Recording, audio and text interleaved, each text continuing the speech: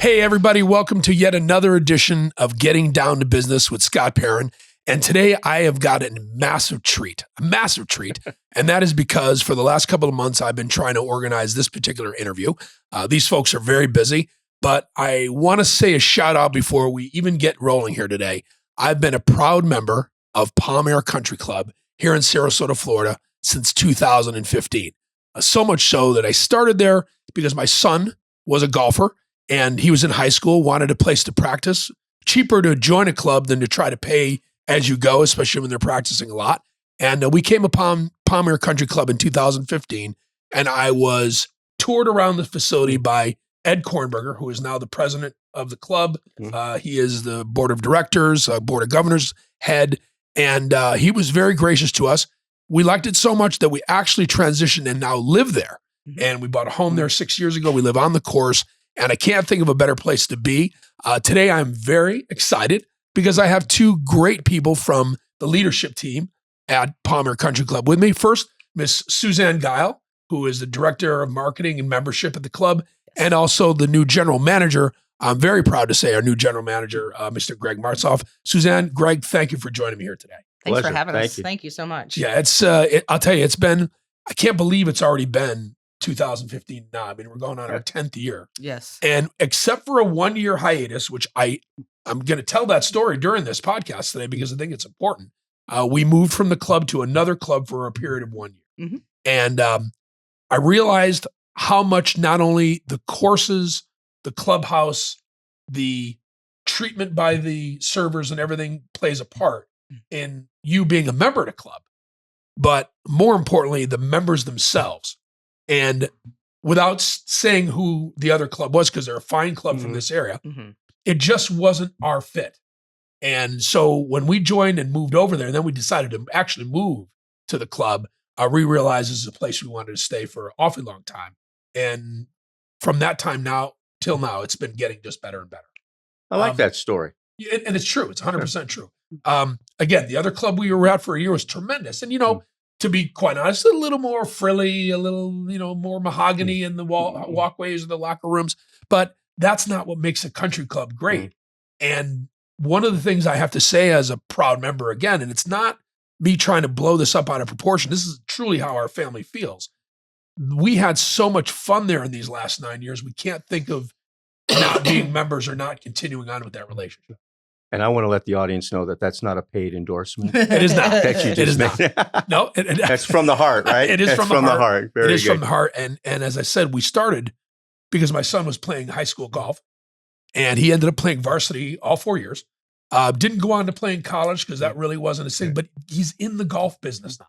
He's in the equipment business now. So that and so many lessons they learned as young kids in a country club, being part of the First Tee program and getting some of that training over the years. Greg, go a little bit into your background, how you became GM here at Aire, and what you love about the game. I love the introduction because you said our new general manager, and I'm closing in on 2 years, right? And it's been a blur. But I'm lifetime. This is a lifestyle for me.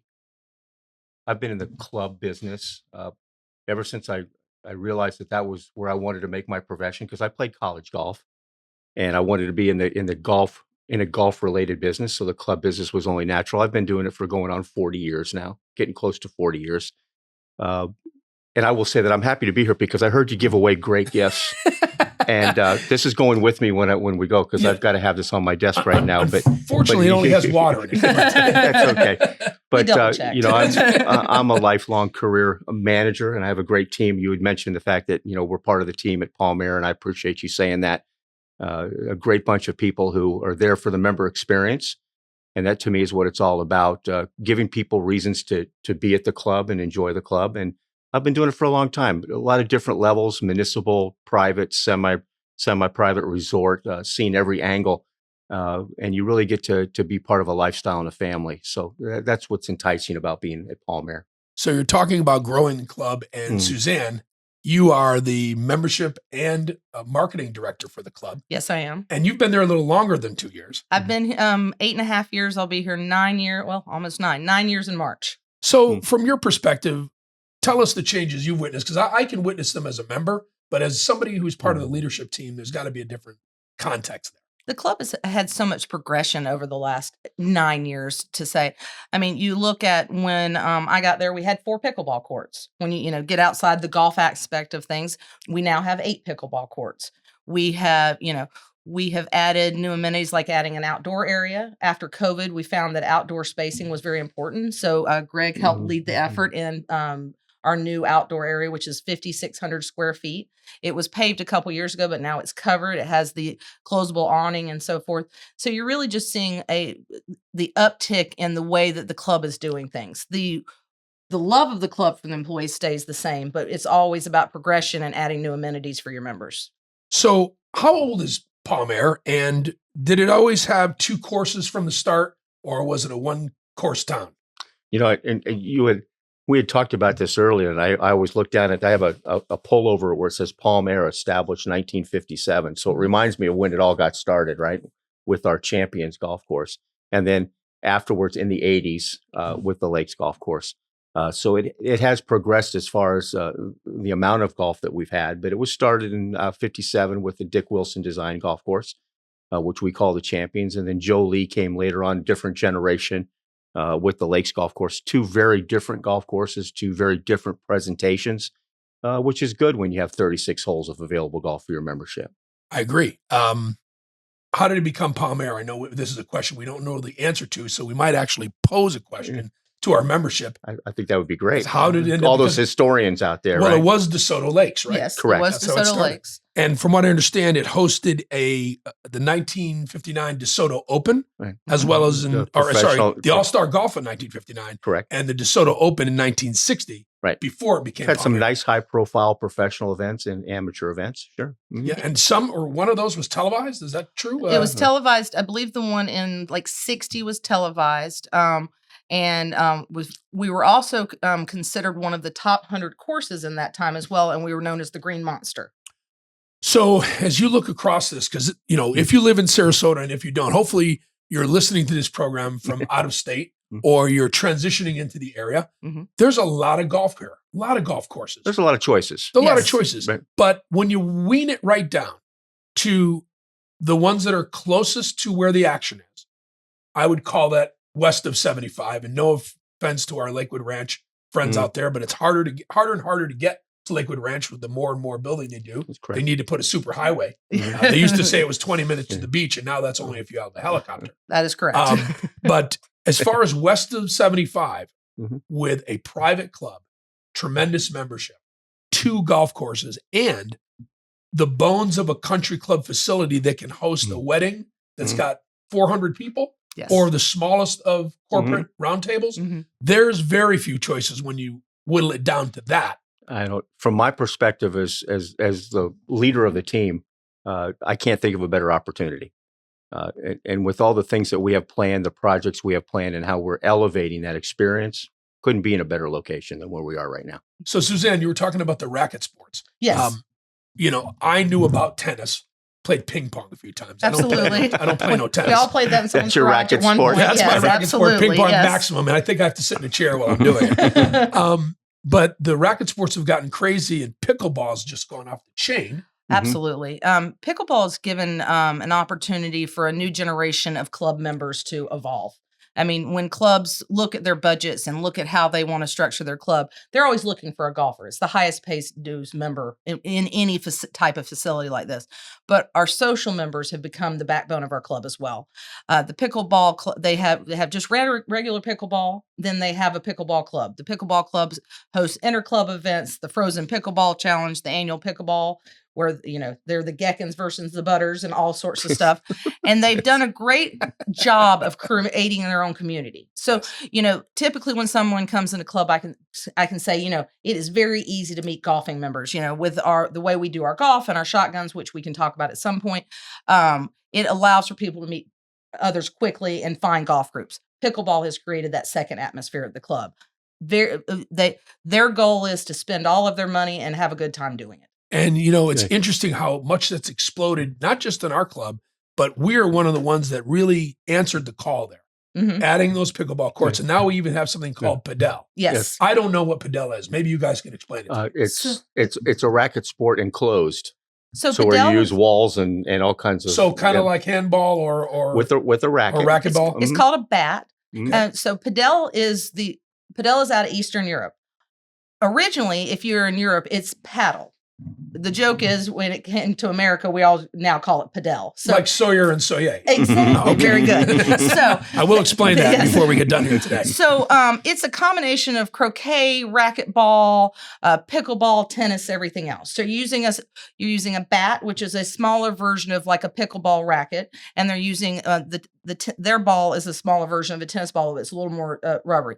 You can play off the walls like you did in racquetball. I took racquetball in college, so that's my claim to fame. Right. And then, but it has been a great segment because a lot of your former tennis players don't really want to go into pickleball. It's a very different sport with different rules, and they don't see the level the same. This sport has allowed them to find a transition. The court's softer, it's less damage on the knees and everything else. Yeah. So it has created a binding agent for the people who cannot play as much tennis as they want to, or pickleball players that want a little more different sport. So now we have golf 2 championship type courses. Yes. Right? We have 8 pickleball courts. Yes. We have 1 padel court, right? Correct. We have how many tennis courts? 8 tennis courts as Those well. are always getting clay reworked clay courts. The hard true. We have a beautiful pool facility. Yes. And we have a fitness center. And the pool, the racket sports, and the fitness center all lay on one side of the property, and the golf course is on the other. Correct. It's quite, I don't think a lot of people, and the reason I'm doing this podcast is not for any other reason than I love this place. I want to see more great people join it.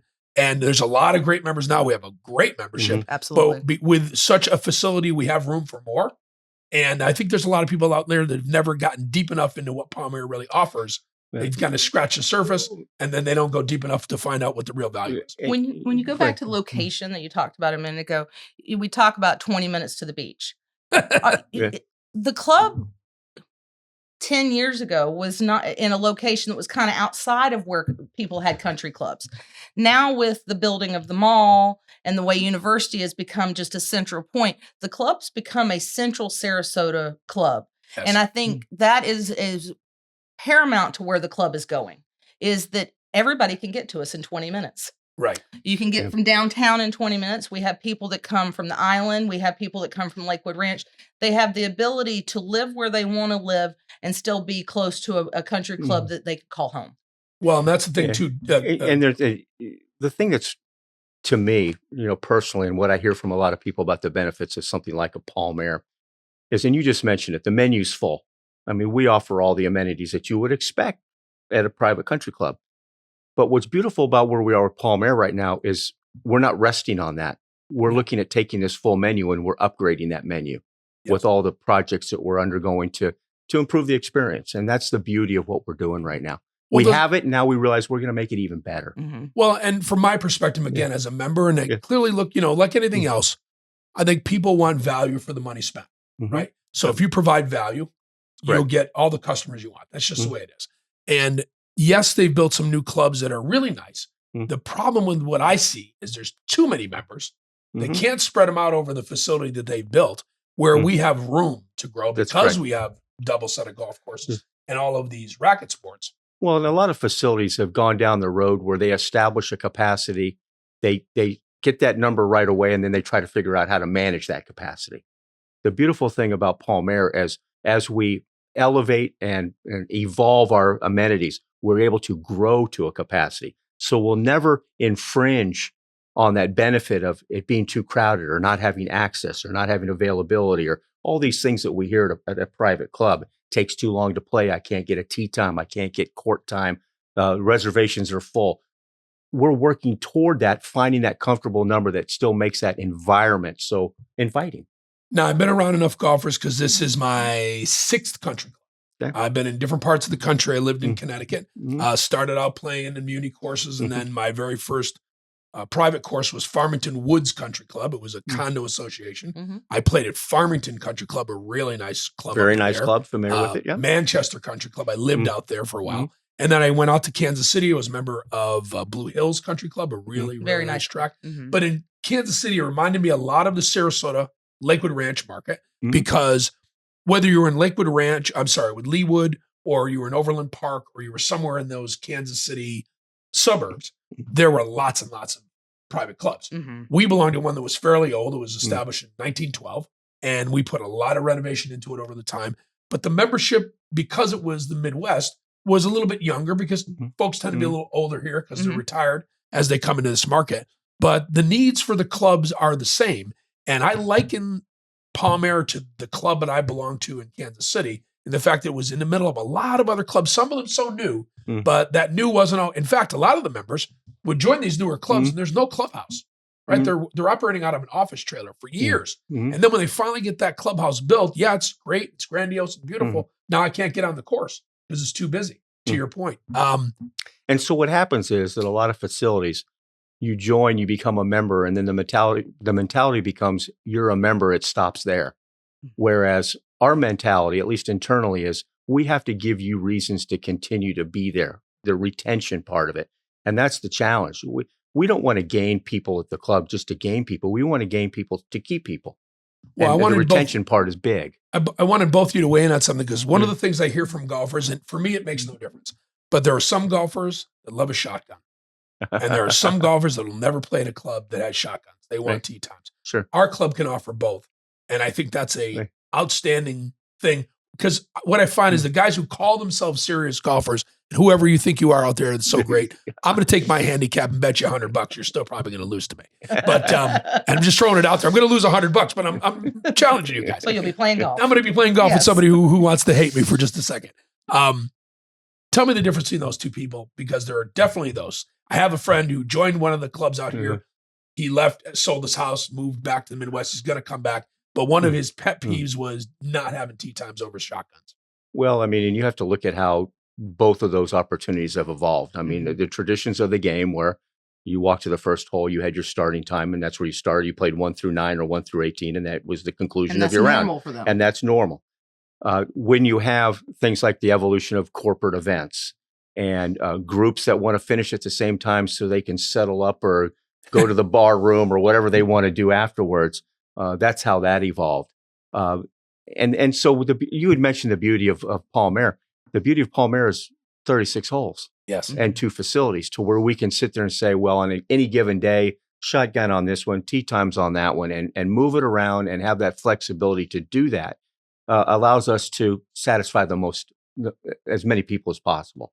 And we find a nice balance with that. And of course, with other things too, having 36 holes, maintenance of your golf courses, things like that, where you're able to shut one down, but still have one open for play. So you're always able to accommodate your members. But that's usually what you will find, that people are very opinionated when it comes to how they like to play golf. Sure. Sometimes your traditionalists say, no, the golf course was designed to play holes 1 through 18, and that's the order. Or I'm playing in a shotgun event, and why am I always the second group off of hole 12? I don't like hole 12. I don't want to start on hole 12. I'm not good on 12. I'm not good on 12. And those kinds of things. Or why does so-and-so always get to start on there? That kind of thing kind of evolves. But the beauty of it is there are different ways to start your golfing activity, and we're able to do that. Suzanne, do you hear similar things when you're talking to folks that are prospective members? When people originally come in and they hear shotguns, they think of a 6-hour round that they've played some charity tournament somewhere and they've spent all day on the course. So I usually spend a good amount of time explaining what shotguns mean at Palm Aire versus what they think it means. I believe it builds camaraderie. If I have a new member or a potential member that we're going to send out to play with a group, they meet 100 people at the same time. They find this guy or this lady or this gentleman, and they're able to build friendships and find out days they want to play. I grew up around golf. My dad was a golfer. My husband loves to golf. I'm horrible, but I understand the game. And people love the fact that they know that everybody's finishing at the same time. I remember my dad complaining that he had to wait 45 minutes for the guys 2 behind him because they had to settle up their scores. We don't have to do that. 5 o'clock on a Friday in the lounge, everybody's in there having a good time. It creates camaraderie, whether you played on this course or this course, everybody's in there having a good time. And it leads back to the fact that our members are just happy with that setup, and it just works well. We have flexibility, and we take advantage of it. Mm-hmm. Yes. Well, and before we get to that, because that is the fun part, that's, when we get inside the clubhouse, that's when we have a lot of fun. Mm-hmm. But before we talk about that, the Champions course, the first course, was recently redone.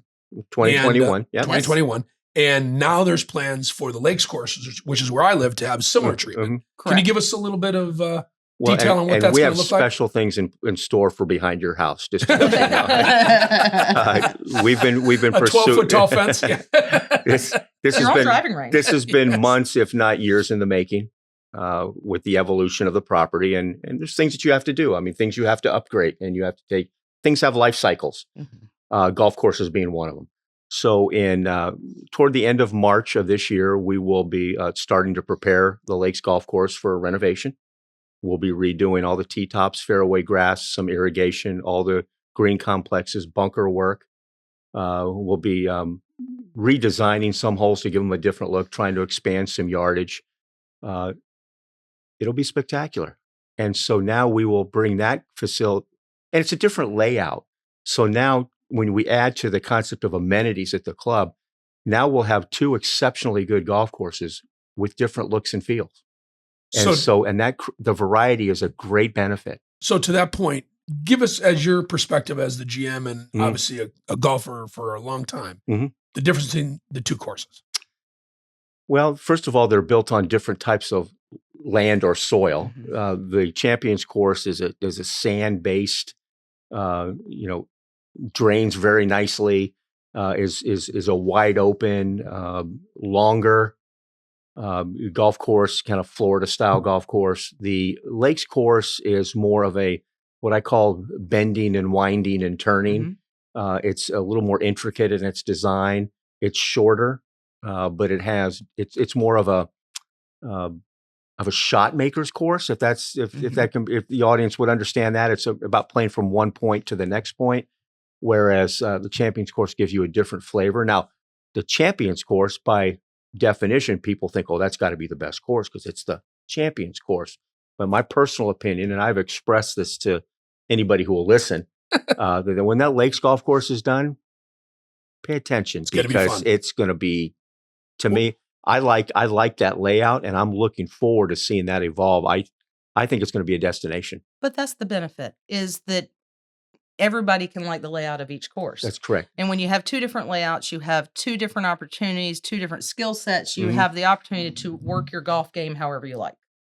So, Suzanne, to you first on this question, because Palm Aire Country Club's motto is that our members make the difference. Yes. When there's an event of all different kinds, we talk about it. It's in the newsletter. It's everywhere around the course. And it sounded a little corny to me at first. Absolutely. But boy, is that ever true. And from your perspective, what does that mean? Well, from what I understand, that was created. Members came together to come up with a tagline prior to my arrival at the club, and they came up with that.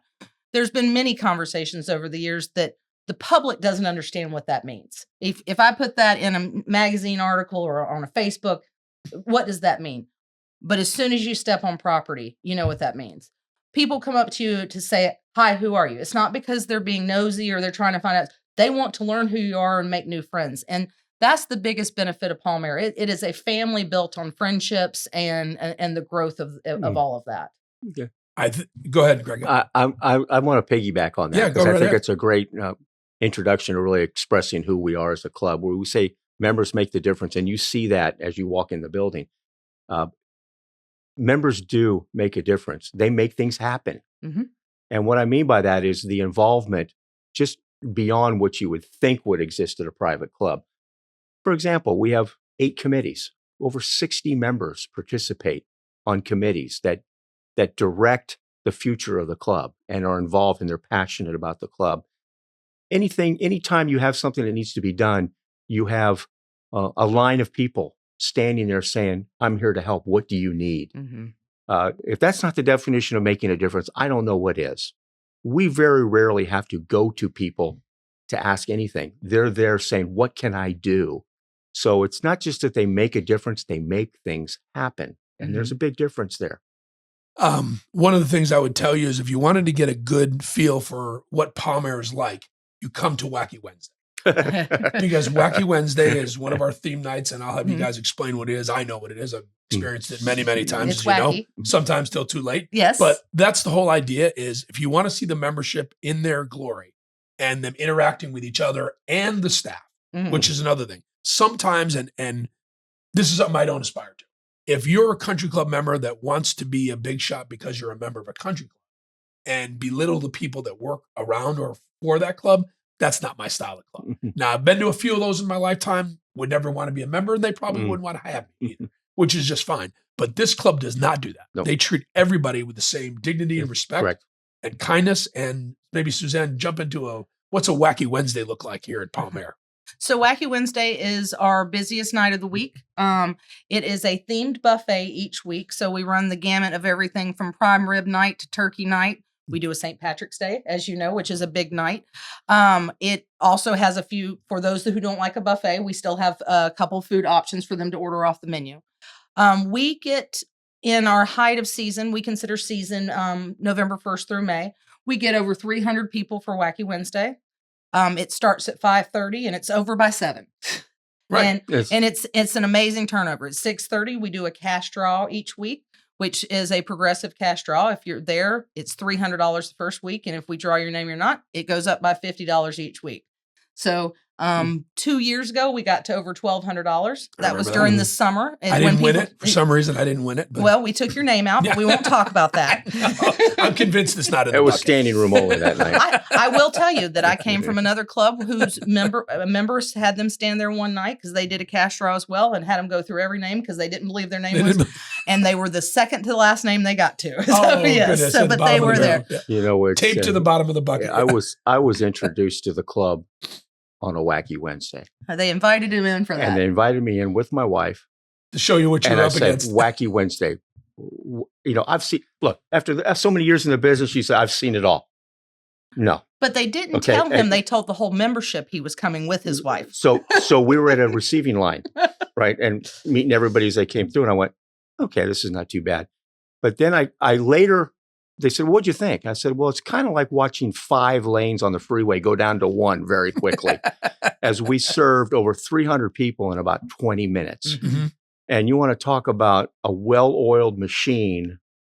It was like, get out of the way. I mean, and it was wacky. I guess that's a good word. Mm-hmm.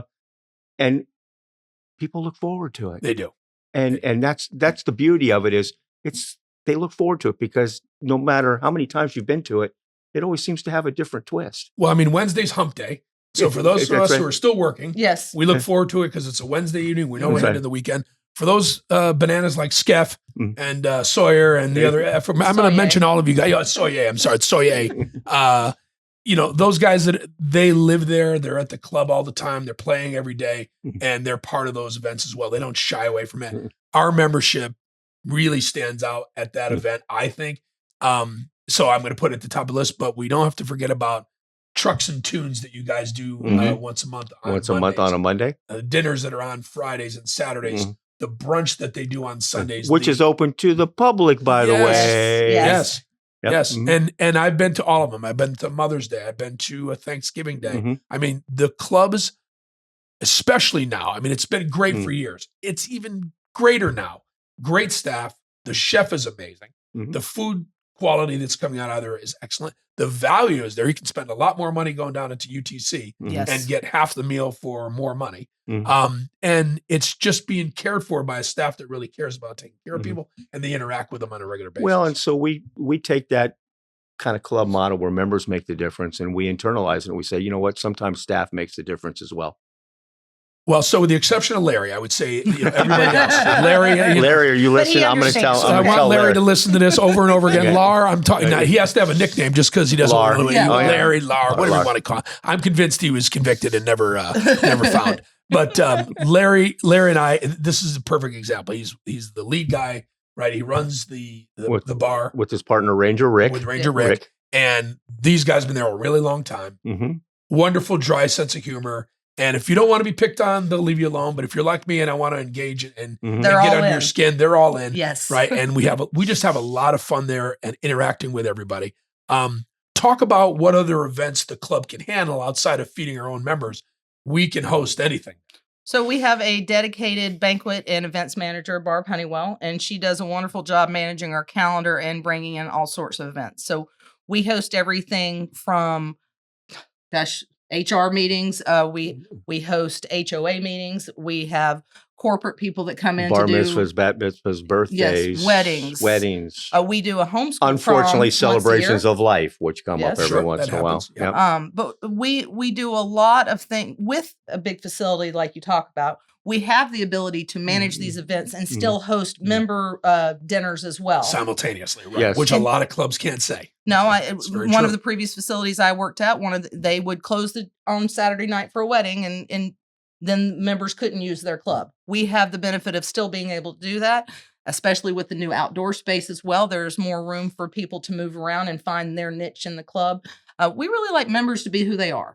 And it's a testament what you said to staff and, Chef Esteban and our food and beverage director, Kevin Conway. When you have bar and you're doing what we call light bites and you're serving the outdoor space, and then you have a formal function going on in the dining room, which is plated and served, and then you have a buffet going on in another room, and yet you've got to change all these hats simultaneously and keep it in tune with what's going on. It's a magic show sometimes. It's a lot. And they come together and they work together to do that. Yeah, your servers at a country club are very different than your servers at a Chili's. Yeah, sure. They're room setters. They're making sure that members are happy. They're always moving and shaking things to make sure the member experience is plus. Well, we're a little over the halfway point. We're going to take a break real quick and come back in a couple of minutes. We've got Greg Martzoff, the general manager, and Suzanne Guile, the membership director and marketing director of Palmyra Country Club with us. We'll be right back on Getting Down to Business after this. Choose your start.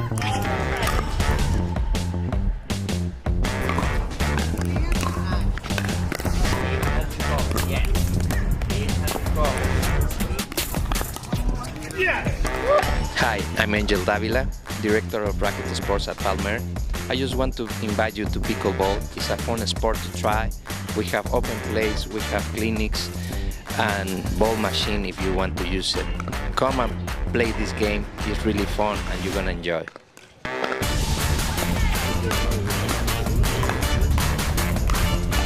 Nice play, girls. Yeah.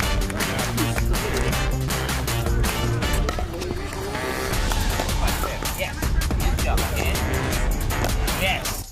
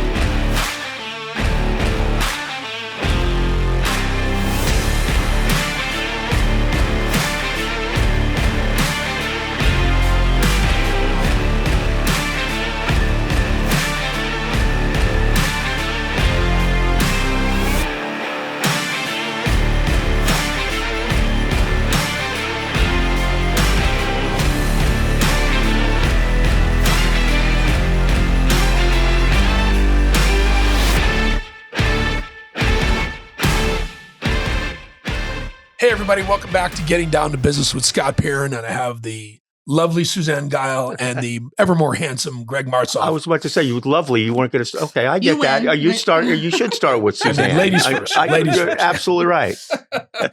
So as we get back into the next segment here, our second segment, talk to me a little bit about, I understand they're going to be bringing junior golf to the club. Very And that exciting. Ryan Macy, who is the new Director of golf. director of golf for the club, very new to us. And talk to me about Ryan and Evan and what impact they're making on these. Ryan has a great local presence. He's been in the area for a while in the Bradenton area, and he has a great following. And he has a tremendous reputation with junior golfers. He's developed a lot of junior golfers in the area, and he's our new PGA director of golf. He's brought a great staff with him, and he's developing a junior program to really introduce the game to the youth in the area, and we're excited about that. It's in its infancy, but it's getting started. And Evan Doty is our new, I say new, he's completing his first year, golf course superintendent, and what I call the director of everything that grows. Yes. And I call him grass grower or anything else that sarcastically I can throw his way. He nods and smiles. And he nods his head. And, talk about a way to come in. Hey, by the way, here's a golf course that was just renovated. Keep it going in the right way. And here's one that we're about to renovate, and we want you to be the lead in that also. No challenge there, right? Yeah, no. But he's embraced that. And of course, look, it's Palm Aire Country Club, but golf does take a focus. And so there is a primary focus on the conditions of the golf courses, and just doing a wonderful job of attacking that challenge. Well, now that we're talking about those two folks, both fairly new, your careers take you to several clubs. Yes. Greg, in your lifetime. You are there's a pro master. There's some kind of designation. Sorry. Thanks. I have a hard enough time with English. I can't remember all these. Okay. I'm a PGA member. That was how I got into the club business. I come up through the golf professional side, and I'm a PGA professional. And my first career was in food and beverage with the Hyatt Hotel Corporation. And when the higher ups found out that I had golf along with food and beverage, they said, "Tag, you're it. You're now the general manager." And that's how the general manager path evolved. But I'm fortunate enough to pursue some PGA education, and I'm a PGA master professional. That's it. In both golf operations and general management. So PGA master professional. Okay, PGA always comes first. Yeah, that's right. And then master professional. And it's an educational acknowledgement that it takes a while to get there. But sort of like the MBA of golf. Well, it's you're a PGA professional, and then you become certified, which is like the next level, and then you become a master professional, that's where you sit there and say, "That's it, I'm done." You're done. I'm done. So, but you're constantly looking to get educated. But it's something I pursued earlier in my career, and I'm proud to have it. So, with that, what drew you to Palm Aire? Opportunity. Look, I always look at it as, sometimes I sit back and say, you could get anybody to do this, or you can get anybody to do that. But when you see the opportunity that Palm Aire presented, I was on the East Coast. I was at a wonderful club that was just purring along like a well-oiled machine. And I saw this and I said, wow, there's some opportunity. It's a 36-hole facility. You can really make an impression there. You can almost create a legacy, so to speak. Mm-hmm. And I said, this is right up my alley. Look, I'm not new to the business anymore. So I said, this is a great way to kind of combine education and experience, and kind of ride out on the victory horse at the end of your career and say, look, was able to be a part of this, and now I'm leaving this. Mm-hmm. And that was the challenge. And Suzanne, you wanted to mention some stuff that goes in the back of the house and a couple of people that are key to getting that done. Well, I mean, we're very lucky to have a great staff. It all starts, at the human resources level. Greg and Annette Iverson is our director of HR. They work really hard to bring in the right staff. Yeah. And the staff that fits with our personalities. I mean, it's very important to find someone that fits who we are. I mean, like you said, you can find anybody for any job, but when we talk about the personality and the members make the difference at Palm Aire, you want to find the right person to fit in those roles. The person that's going to come in and the members are going to are going to feel part of the team right away. And because of the people she's brought in, we have a great camaraderie between the team, and I think it's really taken us a lot of places in the last It's year. excitement at a different level. She'll walk in and she'll say, I've got a great fit. And that's what it's all about. Because corporate culture. Look, anybody who's in business, you included, know how difficult it is out there in the workplace right now with attracting of staff and retaining of staff and things like that. And it really comes down to the fit. And you create that culture, you're well down the road to success. And it all starts with her.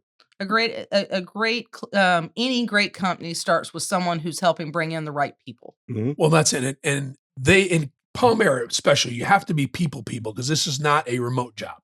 You're on site. You're working one-on-one. Very forward facing. Yeah, right. Yeah. I've got to look at you. That's right. And we've got to treat each other with dignity and respect. And boy, and listen, we've had some great people in the past. People come and they go. Mm-hmm. Other things happen in Everything their life. changes. They get other opportunities. Mm-hmm. But I got to say that as we keep going forward, you guys keep adding just a better and better layer, more communication. The communication process in the club has greatly improved in the last couple of years, Greg, since you came on board. Well, thank you. And not necessarily just giving you that mantle, but I think across the culture you're talking about, everybody's on board with that same concept. Well, Suzanne's title is the Director of Membership and Marketing. Underneath that is communications. She's in charge of that. And she gave me a staggering number not too long ago where she said, not too long ago, we had an average of 35 emails a week going out to the membership. When you send that much information out, you get to hear the one thing that general managers or anybody in management don't want to hear, and that is your customers saying, "I didn't know."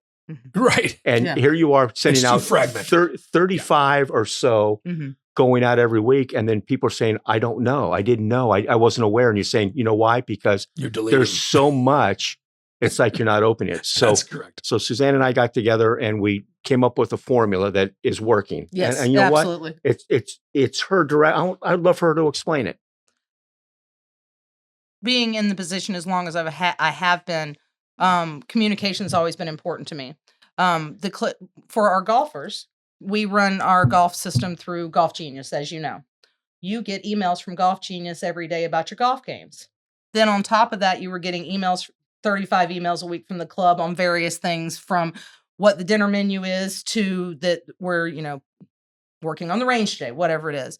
So part of, I joined a group called PCMA, which is Private Club Marketing Association, and started doing some research into how other clubs were doing communicating. And I found, with Greg and I talking, the best way to communicate was to segment emails, is to send out an email. So when your tennis member says they didn't know something, it's because they've seen 14 golf emails that week, and then they just are like, "No, I'm not opening another email."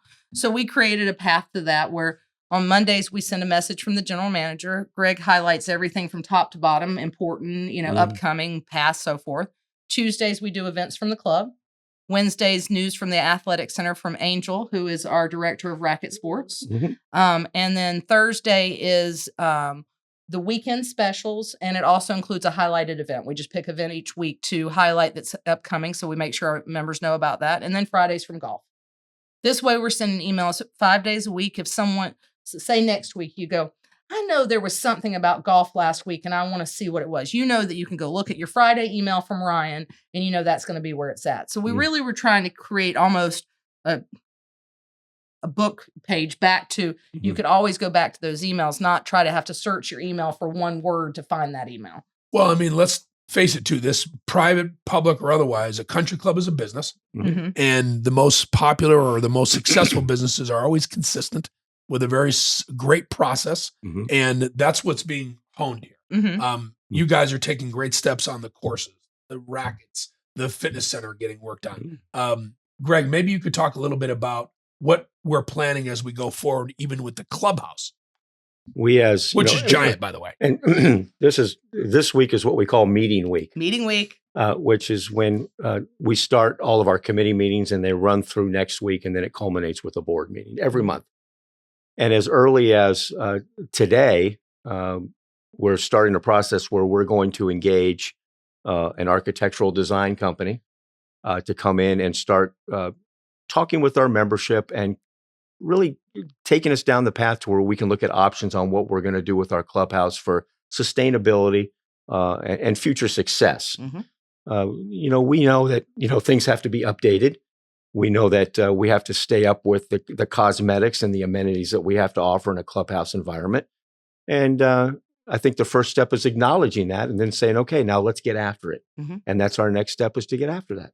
So as we move down the road, Suzanne, probably before we finalize this in another 10 minutes or so, tell folks who are listening that aren't members of this club what the best way, what the path forward is for them if they want to learn more about Palm Aire, maybe tour the facility, take a look at what we really have to offer, and dig deep into it. Again, west of 75, dual courses, all these things. How do they go about doing that? There's a couple ways. I mean, if you want to just start kind of learning about the club and find out who we are, just like us on Facebook. Our Carly, who works at the front desk with us, does a great job of updating with pictures and what's going on around and it just gives you a sense of who we are. Okay. And you can check out our website, but call me. Call the club. Paula, Carly, and I work really hard to make sure that everybody is getting all the information they want. They come out, they can meet with us. We like to give them the opportunity, if they want to play the course, they can play by themselves, or they can play with a member, depending on how they want to experience it. Well, we try to do a really good job of giving people a feel of who we are, and I think that starts at the beginning. I always get really excited when I hear potential members come in. They talk about, some people come in and go, "I've already been here for a Wacky Wednesday," as we mentioned earlier, and I'm sold. Other people come in and say, "The first person I saw was a bag staff, And the back staff couldn't have been nicer. They had no clue who I was, but they directed me in the right place. And that's important because it starts from the moment before they even walk in the door. First touch. Yes. Yeah. And again, that's how I experienced it. Being here for 9 years now, Mr. Kornberger was taking over for one of the leadership team that was ill. Yes. I thought he did an amazing job. And not to blow his head up because, you know, I love Ed. Ed, I love you. But, you know, he has done so much for the club. He's put a lot of time. A lot of time. And not just Ed, the board of governors, all the committee members, as you were saying, just people in general, those who make a donation or do something nice in the name of the club. We've got a lot of those folks. And that doesn't happen at a club where people don't enjoy being. Right. Again, this is my 6th one, and it might rival the one I'm going to give it to, you know, the Overland Park one and this one are very similar in my heart about the membership and the way they treated each other. But for me, these are the top 2 clubs I belong to. And the passion for the club, similar characteristics. The passion of the club is for this particular club. It's hard to describe. You know, it's a different level of passion to where it's beyond. I used to always say, I'm never going to work. I'm never going to my job. I'm going to the club, and it's almost a lifestyle kind of type comment. But Palmer kind of takes it to a different level. When you talk about lifestyle and culture and things like that, it's hard to describe unless you experience it. And one good thing that Suzanne's going to be championing here soon is as we move towards our Lakes Golf Course and the evolution, we know it's going to attract attention. And she's got all kinds of neat little ideas to get you involved to become a member at the club. And it's one of those things where it's better to act now than later kind of type thing. So there'll be all kinds of incentives and opportunities for people to get involved in that. But you can't get started unless you want to come out and take a look at what's going on. Well, and I think those that are not members want to know how much it's going to cost and things like that. But Suzanne, tell just not so much the money, but the different types of membership that we offer at Palmer. So it's really golf, social, or tennis is the bottom line. There, you have multiple categories in golf depending on how you play golf. So we have the opportunity for the golfer that wants to play 7 days a week. We have the opportunity for the golfer that just wants to play on the weekends. And then we have the opportunity for people who are here seasonally that want to be a member of a private club. We have something called a sports membership where they have access to all the minis, but they pay for golf when they actually play. That benefits those people as well. So we have a lot of opportunities. So we have an under 50 opportunity for golf as well. So there's many different ways to come in and play at that. Your next option is a social membership. A social membership gives you access to everything in the club except for golf and tennis. Social members have the opportunity to add tennis on, so at a low rate per year, but it's a way for people to be in where they want to be. You know, traditional clubs, you were a golf member or not a member. Right. We have the opportunity to have your social member who is a dedicated pickleball player. You have your dedicated social member with a tennis add-on who's a dedicated tennis player. And you have the option for a golfer that does all of those, which we have members that play multiple sports and are active everywhere. I think we just have a well-rounded opportunity for anybody for what they're looking for. You see me smiling here? Yes. Because I sit back and I marvel when she starts describing membership categories and opportunities, because she's an encyclopedia when it comes to this, keeping it all in play and what each one brings to you. But here's the next level that you don't get at a lot of places. She sits back and she sees who she's dealing with, and she steers them into the opportunity that works best for them. Tailors are for that. And not only that, she can sit there and say, Scott Perrin, now that I know about you and what you're looking for, let me introduce you to somebody else who's like that gets you helps get you better acclimated in the club. They can onboard you with somebody. That's one of the biggest deterrents when people get involved in clubs, because they don't want to be on the outside looking in. Right. They want to feel like they fold right in. Right. And that's the kind of environment that she creates. Did I make you blush on that one? Just a little. Just a little bit. Oh, Just gee, just shucks. But it really is a blowing, a glowing recommendation for what she does there and how she brings these people in. I don't want to, you could bring people people come in for a membership in different ways. Okay. So they can come in and go, I want to be a golfer and money is not an issue. And I just want this. And I go, you can have that, but you don't need that. I don't want to sell anybody anything they don't need. It creates animosity. It's bad business, in my opinion. So, I mean, when you come in, I ask you, there's 5 questions I ask before we even really get into it, because I'm going to steer you in the direction that makes sense for you. Yeah, because you can always change. You can always change. You can always come out of whatever it is you're in and upgrade or change it out. You see when I say glowing, you see how she sits up a little bit when you start talking about membership? Yeah, no, she does. She feels responsible for making that link, right? Listen, that's why I couldn't wait to get both of you on. I know we've been trying to arrange this, and it really matters who's talking about the club and what we're doing. And to that, we've got maybe 8 or 9 minutes left, but I wanted to touch on our major events. Okay. If you're a golfer and as a sponsor, member, player, in the classic, which is what I would call an old school member guest of the clubs that I was belonging to over the years. There was only 2 clubs that did them this way, where you had a practice round and 3 competitive days of golf with all of the food and beverage you could possibly think of, the dinners. They go all out for this particular event, but they do the same thing for the couples events. They do it for the premier event. They do it for the Gentry's, another member event. Talk a little bit about these major events, not so much the detail, but just the people can't wait to get involved in this. It all comes from tradition, and you start with it, and then it grows. And it's you listen to people say this is the whatever number of years that we've running this event, and it could be a challenge. It could be one region of the country versus another region of the country, and it becomes a throwdown, right? And that kind of a thing. And you mentioned the classic, which is the men's classic event, and then you have the ladies premier, and you have the couples. Those are all major events. And it's things that people circle on their calendar as things to look forward to. Oh, a year in advance. And, say, when are the dates for next year's classic? They come out right away, and it's when does the entry open? Because I'm either by my phone or at my computer to get in, because I got to make sure I get into this event, and it's kind of like waiting online to get tickets for that favorite concert that you want to go to. Yeah, and it sells out real quickly, and it's these destination type things that we do. But you mentioned a couple other events that, but even the Racket Center, with some of the events that they hold, people same kind of thing. Or people want to make sure that they get reservations for a certain event, for a wine dinner, things like that. And it really does drive that heightened excitement to be involved in it, and people look forward to those things. Well, and just to be clear too, I am hosting this podcast, and I don't want any disrespect to the racket folks, the fitness people, or the people in the pool. But but I'm on the golf side of it. So if we find a podcaster out there that does the racket sports and wants to get these 2 on there, you can bring them. I will say that, and I will tell your audience that when it comes to the classic and our other major events, how much you support with what you do. We keep this side pointing out, right? But how much you do in your support of the club, and you get involved, and we talk about making a difference.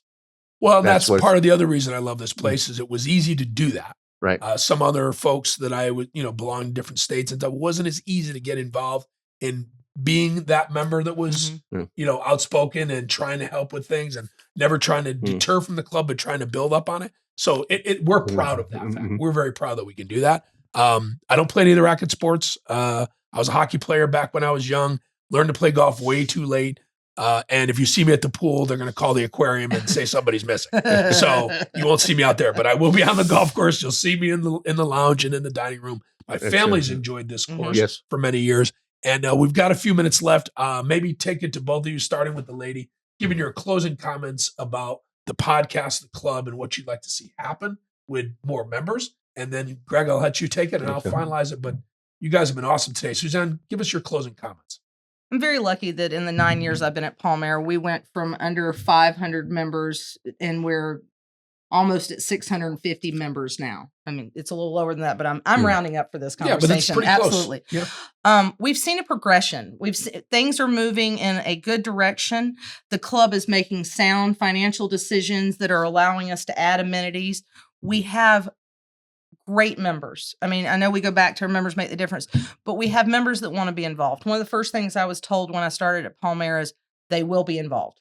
I came from a club that not every event we would say the event didn't get enough people, so we're not hosting it for this. We never do that at Palm Aire. The members are always active, always looking for something to do, and always supporting their club. And that's why I love being there. And, the contact information for the club will be all over this right. podcast. So those watching will be able to get your numbers. And how to Absolutely. get in touch with Wonderful. you. I'd love to talk to you. That's great. Greg, Well, what are your closing I comments, sir? kind of come at your question and your opportunity to talk about this in a different way. I'm just going to say, people out there who are interested in what something like Palm Aire offers, the country club environment, all I'm going to say is pay attention. Pay attention to what's going on at Palm Aire, because we're not on the outskirts. Look, we're there. We're arriving. And the challenge is going to be, do you want to step up and be involved in something like that? Because that opportunity is going to close because people are starting to take notice as to where we're going and what we're doing. And in a very short period of time, I'm just saying, pay attention, because Well, I'm picking up what you're putting down there. if you're in, you're great, right? Well, if you're in, you're great. I've been here now. I'm watching this transition. Remember, throughout this, we came out of a recession. We've been in Florida since 2012. So on the business side, we're able to capitalize a little because of that recession, coming out of it and building. This market has exploded. UTC has added a whole other level of traffic and exposure to the university side and the Whitfield area, which puts us right in the sweet spot, again, west of the highway, where it's easy to transition from one to the other. And watching what's happened at the club has really impressed my family and myself. When my mom and dad were alive, God rest their souls, they were members along with me, and they really enjoyed it. And that's another thing. I've met several people at Palm Aire that were never a member of a country club, let alone a golf club of any kind, their entire life until they retired. Some of which you can't get rid of them now, right? Michael Scaff, are you listening? We can't get rid of some of these guys, right? Because they're there for life. This is going to be the place they stay, and there's a reason for it. It's not because anybody's paying them. We pay for the privilege to be at that club, but it's the involvement of the club and all these other things that make it great. You've mentioned your family a couple of times, and I will tell your audience that everybody who walks in the main entrance of the club walks by my office. And I will tell you that when I see you and your family walk in, first thing I think is the party can now start. We're introverts. What do you mean? I don't understand what you mean. We can now get started. Yeah, we're kind of famous for that. My father did lead that charge. So unfortunately, you didn't get to meet him, Greg, but he was like me on steroids, just 30 years older. I thank you both for being here today. This is an amazing Thanks for the invite. podcast. It's been wonderful. If you give us a parking spot out here, we'll come back and do it again. Well, believe me, you guys will be back to update as we move forward and these changes you're talking about get made. Folks, don't wait in the background. Time to get involved is now, because it'll have great value too in both ways. Again, thanks for being here. You're amazing. Thank you so much. Hey guys, thank you for joining me for yet another edition of Getting Down to Business. We had the wonderful Greg Martzoff, General Manager, and Suzanne Guile, who's the Director of Marketing and Membership at Palm Aire Country Club, as terrific guests today. Now listen, my family and I have been members of this club since 2015, and we couldn't be prouder. We have fantastic championship-style golf courses. We have a phenomenal racket facility that has pickleball, tennis, and padel. We have a fitness center. We have a pool facility. We have a full-length driving range. A lot of private clubs don't even have a driving range that you can hit anything other than limited flight balls. We have parking. We have a tremendous restaurant facility that can host every type of event from corporate to weddings and do them simultaneously while taking care of the members. You need to reach out to Suzanne. Come down and check out this club, whether you've been a member of a private club before or this will be your first time. Check out Palm Aire Country Club. I promise you will be very, very impressed. And wait till you see what we're about to do to this club as we go into the future. Better to get in now than to wait. It'll be a better value for you, like it is for us. Have a great day. Thanks again for joining us on Getting Down to Business. Have a great 2025.